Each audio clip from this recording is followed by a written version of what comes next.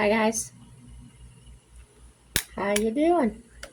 I'm Jen and I'm doing all right. So hopefully this is the end of my caregiver story. There was a little bit of contact today. She left some things here. Well, she quit. She told me she quit, and then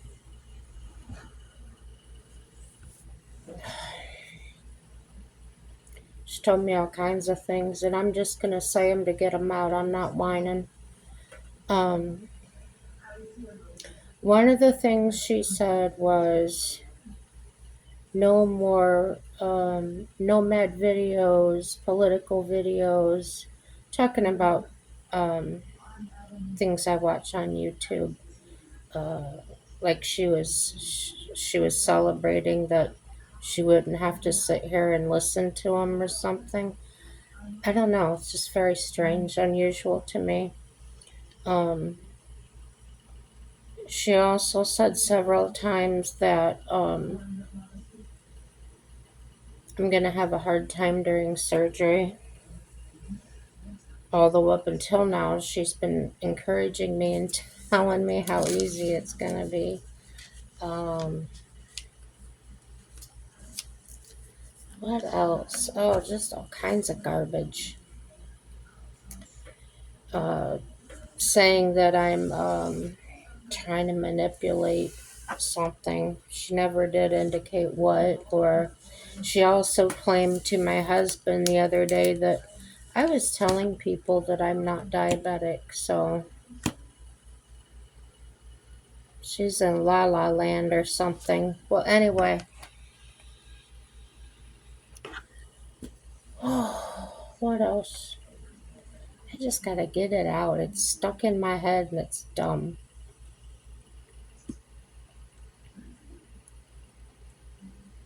You know, I feel like this is a direct test. It's an attack from Satan because this relationship went pert near exactly how my first two marriages went. And then the narcissistic part was going through reliving what my mother did to me and some other people. So I came through it okay. As far as it revealed my strength, it revealed my ability to stand up to that and how to combat that a little bit better. Sorry, my nose is burning. Oh, like I'm gonna sneeze. So it's just very unusual. But I've learned that when God is involved, it usually doesn't make sense. So I think I'm just gonna celebrate whatever I was just removed from or removed from me that might have been really bad if it had gone on. She was really kind of reiterating in her text today that um, trying to assert control still, telling me that I need to have a rigid sleep schedule, a rigid shower schedule, and hello, I'm not, this is what I said to her, I'm not in an institution. I enjoy my freedom. And it's always been, I shower every day, sometimes 3 days if it has been, uh, but I do clean up every day. Uh, so that's, cleaning up the undercarriage pits, everything else. So I don't The only reason I could see for her saying those things is to establish control or dominance, traits of a narcissistic personality. Um, she was floundering in her text messages. One text would sound really sweet, and the next one would be trying to gain back that control again. So maybe she's mentally ill. Maybe she's been on medication this whole time and then suddenly she's not. I don't know. I'm not going to think about it because it's just a waste of time. Um, but yeah, when someone says they love you the first time they meet you, it's usually not a good sign. And I knew that when I met her. The other thing I didn't like when I met her was um, I don't trust anybody that says, well, to tell you the truth, because to me, they're subconsciously telling me they're a liar. Yeah. Or to be honest with you, yeah. Want to be friends? Don't say those things to me. I'll just never trust you. But I'm glad I didn't tell her a lot of personal information. I'm glad that I found out now rather than having her quit right after my surgery. So, what my husband's gonna do is he's gonna quit his job for a little while, and he's gonna take on the role that she was getting paid for, but he'll get paid for it instead. It'll make our rent go back down. It'll be tight, more tight financially, but I can't be alone during the healing time. So yeah, I called my other caregiver. She doesn't have the flexibility that she had last fall or last summer. She's only available now, right now, all day on Tuesday. So she's not able to split that up either. So I got to figure that out. She's coming a week from today. So going down to 1 day a week from 4 days a week, that's going to be kind of hard.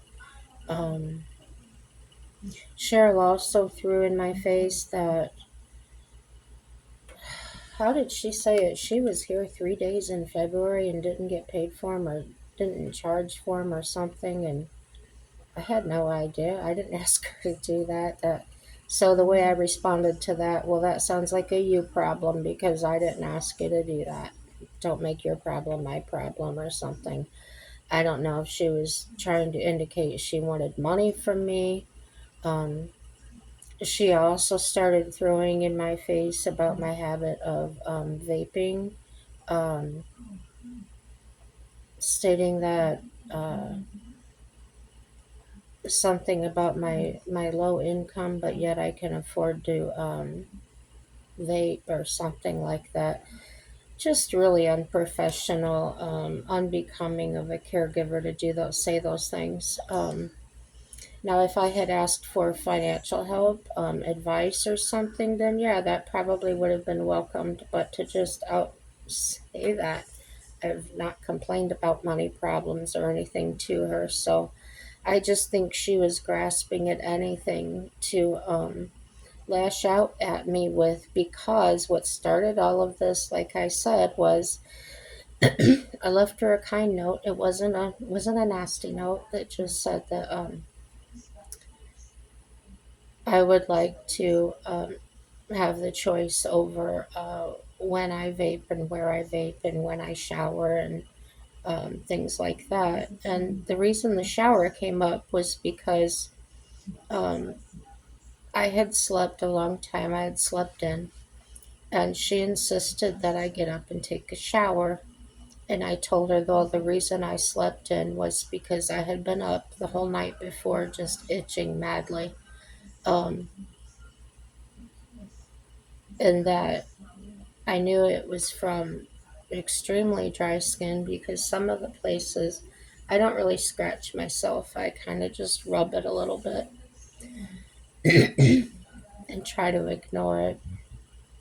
And oh, it was my back, my legs, my arms, just all that. And then it would hit uh, some places, then it would hit all at once. But I only have one back scratcher and two arms, so my husband was sleeping. I didn't want to wake him up. So anyway, I slumped in. She asks me, she says, why don't you go get in the shower? I said, because I'm not going to do that right now. I said, I told Mike this morning about my rough night and asked him to go to Walmart and get the wet skin lotion because I've been out of that for about a month.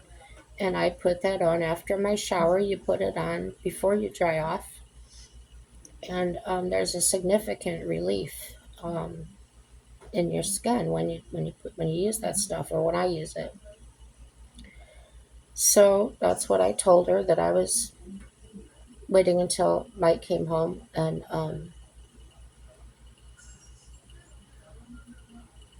so I could do it all at once and use this lotion. And I went to the kitchen sink and I was getting myself a drink. I reuse the same glass all day, but I just rinse it out when I change the type of drink I'm having. So I was rinsing the glass out, getting some ice, and just during those few moments, I bet she asked me or told me three more times that I needed to get in the shower.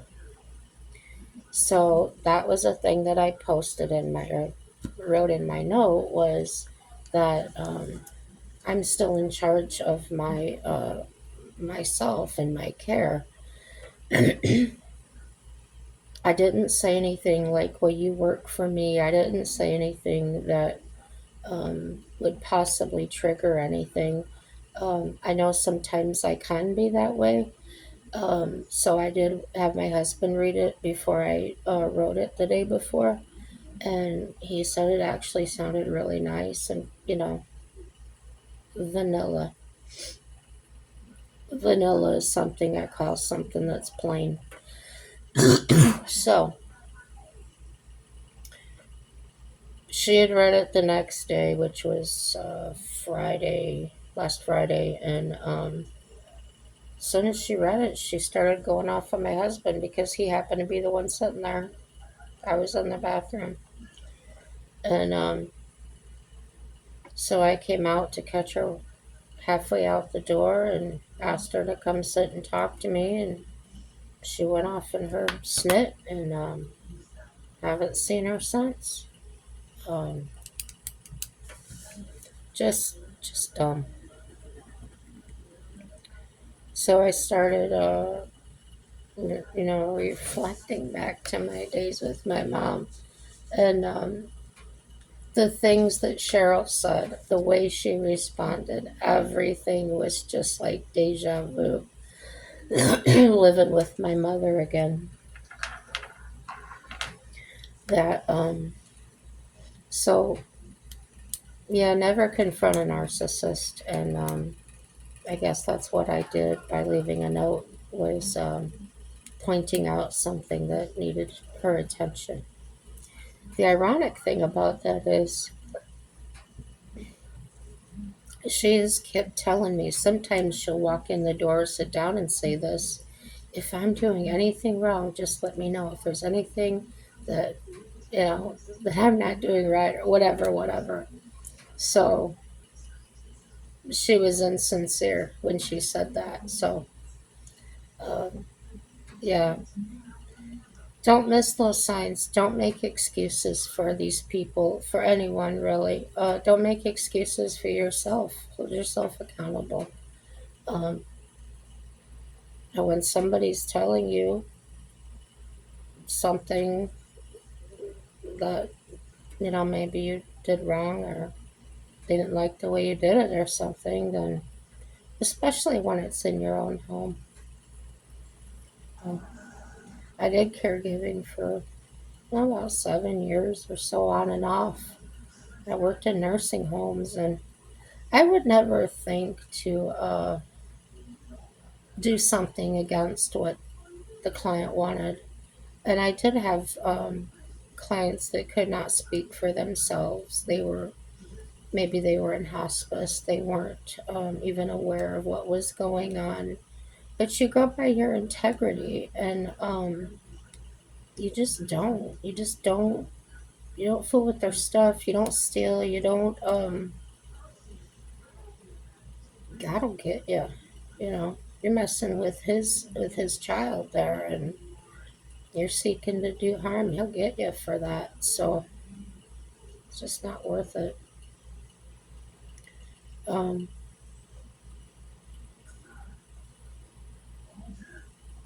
I've even seen the family caregivers abuse the person that I'm there to take care of. So I've had to call police, and gosh, you think wouldn't be so stupid as to hit them right in front of me, right? And this one lady in another house, she cut the client's nails so short. See, the nighttime aide, and this lady that cut the nails short was the daytime aide, and I would come in between their shifts. I would kind of overlap a little bit on the day and a little bit into the night, so I knew both of them. Well, the night girl, she kept that house. Oh my gosh, so clean you could eat off the floor. It didn't even look lived in.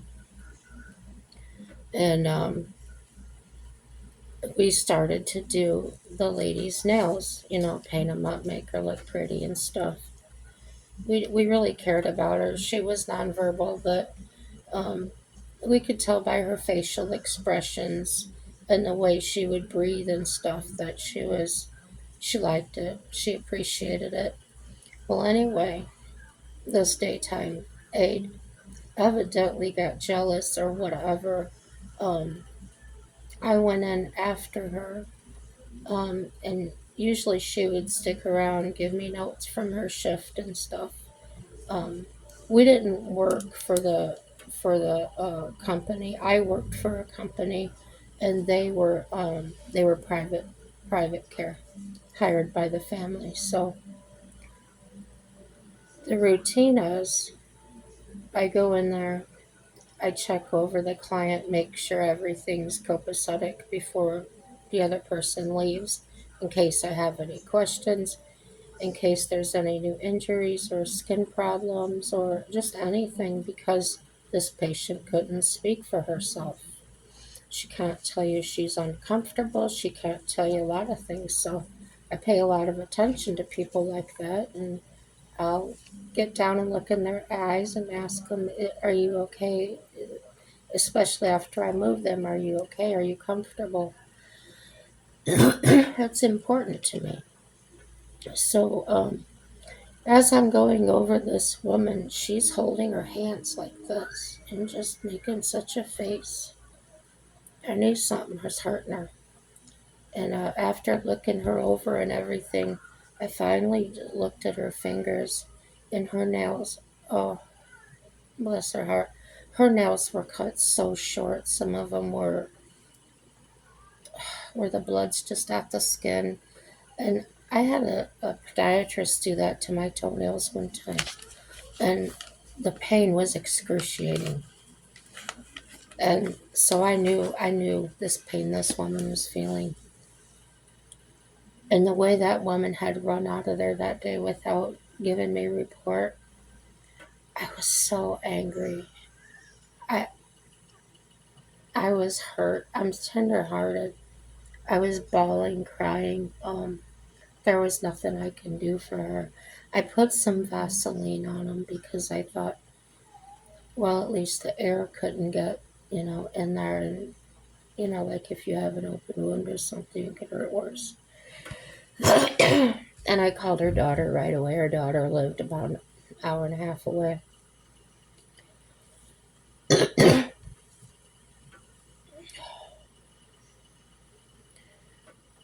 And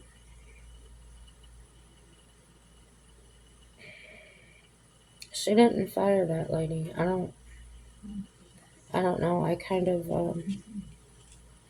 that nighttime lady, when she came in, I had her look at him, and she went ballistic too. That woman was just so sweet. She did not deserve that.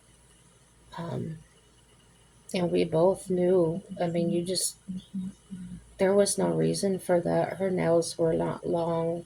Um, it's probably how she cut them so short. They didn't need cut. We were giving her regular manicures, pedicures, kind of things. So um, I don't know. She had some kind of problem. She thought we were against her. I don't know. People are gonna people, and I sure don't trust any of them.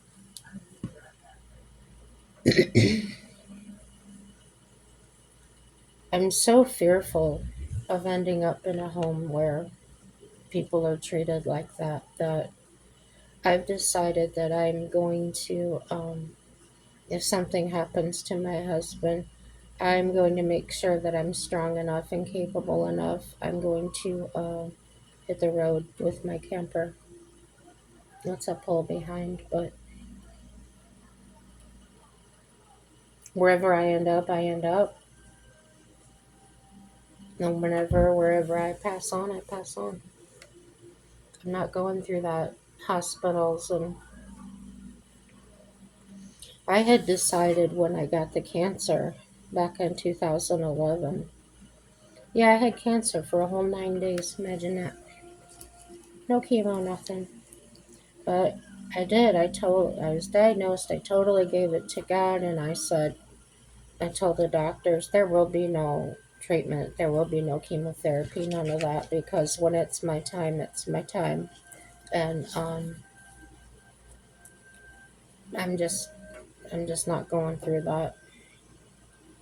So 9 days to have the surgery. It's gone. Everything was contained within itself, so there wasn't anything going through the rest of my body. That was that. I pray other people get it that well, get it that easy. I really feel like they've got a lot of cures out there, and they're just not using them. My I had a doctor in Indiana that I cannot think of the name of the disease he had, but it's where your muscles deteriorate, not muscular dystrophy, but his body was getting kind of crooked, losing muscle mass and things. He was walking with those canes that snap onto your arms, the cuffs on them. He was using two of those. Legs were all wonky. Well, as time went on, he was improving. He was starting to look like a regular man, his regular muscle tone and things. He wasn't using the canes anymore. Um, and then, I don't know, suddenly one day he's shutting down his practice, and he sent us all letters and explained why. And what had happened was he was developing a cure for that disease. And when he brought it out to his peers, um, they jumped all over him, said he couldn't do that. They threatened to take his license. Um, I think he said it was because he was practicing on himself, or I don't know what it was, but they made him stop. So, sure enough, after he stopped, he started going back into that. So, I I've seen things like that, and I'm sure there's people out there that have seen even more than that happen. Um, they just don't want us to get better. They want us to stay sick. And I do believe in taking care of the problems that I have, I will stay on my psych meds. I will stay on my heart meds, and the things that I have to do to maintain what I have. But my kidneys are failing. My heart's failing. I see they're getting progress in transfer using pig kidneys, but I doubt I'll ever get one of those. So, yeah, I'll be here until God says, come home. Then that'll be a happy day. Indeed. What else do I want to talk about? Tell me what you guys did today. Did you work? How was work? Sometimes I miss being in the workforce. Um, a lot of time I do. But that's kind of like my fantasy mind because in reality, um, I can't do it anymore mentally. I, uh, I go off on people now. I never used to do that. I used to be just the sweetest person. People would tell me, and just a shock when they saw me after I kind of snapped a little bit. They were in shock. I couldn't believe it was the same person. I said, I know. I was shocking myself. What the hardest shock of it was I couldn't control it. I couldn't, you get around situations and you can bite your tongue, and I couldn't stop. And it was not just verbal, I was physically acting out, not lashing at people. It wasn't like I was threatening somebody in that kind of way, but it could have escalated to that point, especially if I had been provoked further. And when I realized, it was kind of like driving a car going downhill and realizing you don't have brakes. That describes what I felt perfectly. I could not stop it. I could watch it going out. I could feel it, but I could not do anything about it. The gate was broken. Um, and that's when I knew that there was something really wrong with me. Um, it was heartbreaking to me because I did have my own business. I was doing pretty good at it. I wasn't rich, but I was paying my bills with it, and it's about all I could have asked for at the time. It was good, and just on a job one day, nothing going on, nothing stressful. Sitting in the back, working on some locks. I had a little workbench and a stool there, and just out of nothing, I just started throwing locks down and being destructive, screaming and hollering. Luckily, my van was all closed up because it was raining that day. Um, so the customer didn't hear anything, but I didn't know what to do. I was so scared. I didn't know what was going on. I thought, well, is this part of menopause? But it had been 5, 6 years since I had the hysterectomy and everything, and never had been on the hormones replacements. So I was pretty aware of what those felt like. Um, but I never raged, and I was just raging out of control, felt out of control. And there wasn't anybody there to cause it. There was no reason. Um, I wasn't thinking about anything. The only thing I was thinking about was getting the job done and getting paid and going to my favorite coffee shop and sitting gossiping with people and my friends and with some coffee. So after that episode, I went to the customer. I was nervous too because he was kind of a picky guy. Did his businesses, his houses, everything. He owned a lot of things. And I just told him, I said, I'm just having a really off day. I said, I'm not feeling good. And he says, I can tell by your eyes. He says, I can tell you don't feel good. He says, can I secure everything? And I said, well, yeah, just let me put a couple of these locks back on and you can still lock up. And that's what I did. And I went back the next afternoon and finished, did the whole job. But I knew I could not run a business like that. No. And came to the point I just decided to let it all go. I let my house go and everything I had worked so hard for. But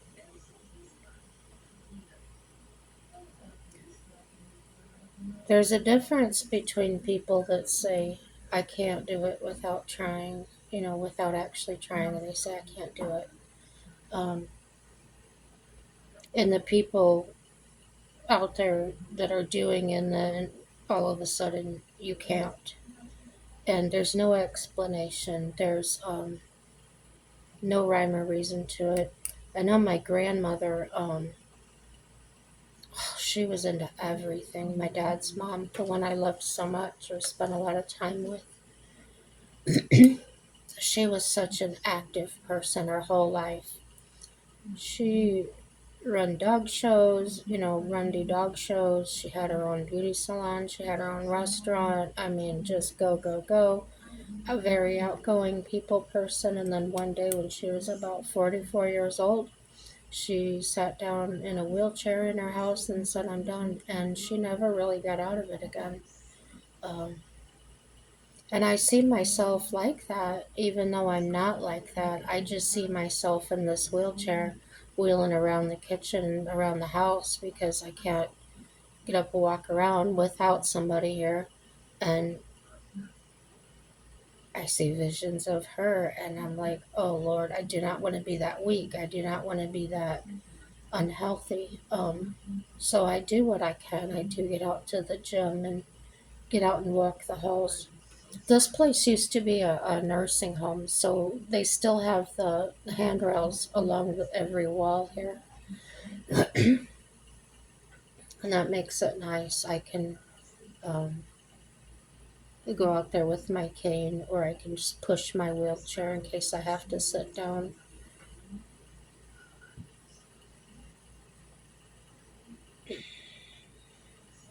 There's a lady that lives at the end of my hall. She's the She helps part time in the office here, and her husband's the maintenance man. Natives, and they have about, I think they have 5 or 6 kids. Beautiful children, well behaved. Those are the ones that play out in the hallway. I said if they get too loud, I can just stick my head out there and talk to them, and they're very nice.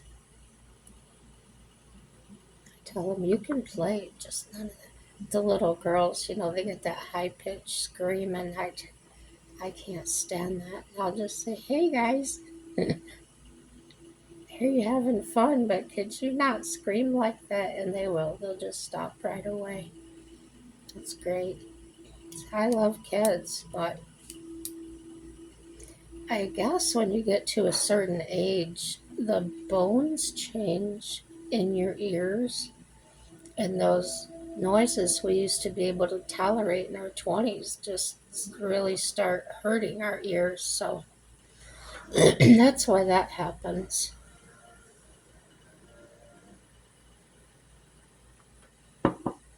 So I'm fighting every day, guys. I'm winning, getting this done. I'm still apprehensive about the surgery, about the pain afterwards. Like I said, I'm only going to be allowed to take regular Tylenol and, maybe high dosage, but um, no pain meds because of my other health problems, especially my kidneys. I think I told you about the lady a girlfriend of mine from karaoke, and she's got the kidney failure. She actually does her dialysis at home. I went to Dollar General the other day, and she was the manager there now. And I said, "Oh, you got a job?" She says, "Yeah, I just was so tired of sitting at home." So she's not really a sit around type person anyway. Like on her Facebook, you see her always going to these different places, craft shows, and summertime she's a goer. So oh yeah, we hugged each other, and every time she hugs me, I feel her port. She's got a port in her chest against me, and I just think, man, that could be me real soon. I'm in that stage just under. I'm at three B. Is it 3B? I think 3A or 3B, and that's moderate. The stage after moderate is the worst. So that's stage 4. So far, my kidneys are holding the same. They got the same amount of damage. They're not getting worse. Um, some of my numbers have improved a little bit, but I do not know. I didn't ask if that had anything to do with my kidney function or if it was how my body was. I don't know, something about whatever was put out. I do follow the nutrition on the kidneys, little to very, very little to no red meat. It's very hard on the kidneys. Um, I eat more fish now than I ever have in my life. My extent of fish used to be once in a while I'd get the fillet of fish at McDonald's. But what changed that is, I don't know if you know what the Moose is. It's a club. Um, and where I lived, they used to have a fish fry every Friday, and you'd get the fish, the butter roll, the coleslaw, everything, whole 95 yards for like $7, and it was pollock, and my boss bought it. I really don't like fish, I'm thinking, but because she bought it, I didn't. I just figured, well, I'd taste it. If I didn't like it, I would just go, and then throw it away when I got home. I ended up eating it all. It was so good. And then um, once or twice a month, I'd go back and get it on my own. So I determined that I liked the pollock. It was like it was real mild, like the cod at McDonald's. So I started eating that. I tried salmon. Absolutely not. Couldn't stand the taste of it. That's just that I'm afraid. I don't know what kind of fish to eat that doesn't taste fishy. I just cannot stand that. So they've got tilapia here at Walmart. Because I always look for pollock. Once in a while they have the pollock, but not often. It's the Alaskan pollock. I think that's what it's called. Um, it's really good. So, like Cheryl and them, they eat the fish out of this lake. If you ever fish up here, don't do it. What happened was a glacier melted, came down from Canada, and it formed this big lake here back in 2020. So, not 2020, yeah, was it?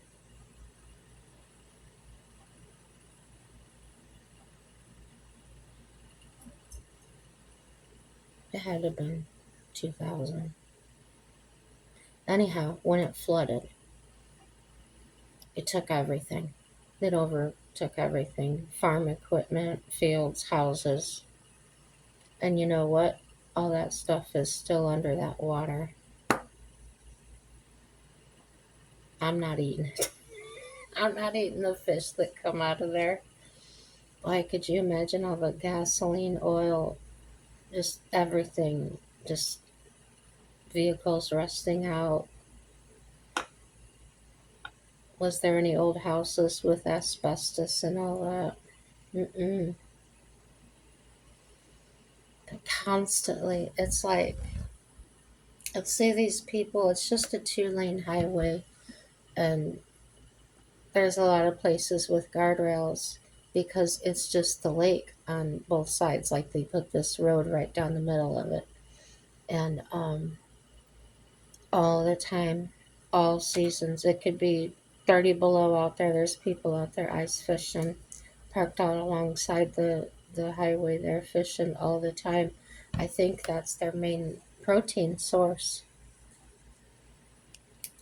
And all all standing water gets this. I think they get the algae when the, what is it called, photosynthesis. Anyway, it's when the water temperature's right and the sun and everything, and it grows this algae that's pretty stout here. So some people went and took samples of it and they tested it, and it was highly toxic. So not toxic like it'll kill you, but yeah, not good. So she brought, Cheryl brought us some fish. It was some perch. There's some perch. And she insisted on bringing it. And I was thinking, I said, "Where'd you get the fish from?" She goes, "Oh, I don't know. John brought it home." You see, he does the guiding and that. He takes people out that come here from other places and guides them to fishing, hunting, things like that. So he said they wanted to trade fish because he had some bigger ones, some different types. So they gave him this perch. So I said, "Oh, okay. I'm not going to eat it."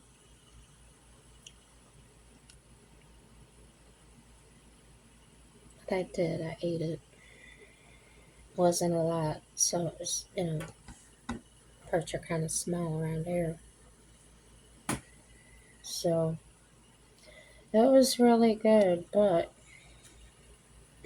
I really shouldn't have, especially with the bad kidneys, because who knows what was in that and had to be filtered out. Yeah.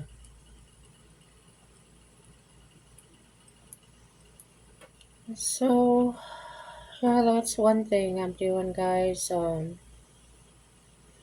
I really don't eat bread anymore. That's like a shocker for me. I used to be a big bread eater. Um, but like, I don't know, a couple weeks ago, I made some cheeseburgers for Mike and myself, and I had the bun out. I was gonna, or the bread rather, I was gonna put it on bread, and then luckily I didn't put anything on the bread. I just put it back in the package. I didn't even want it. So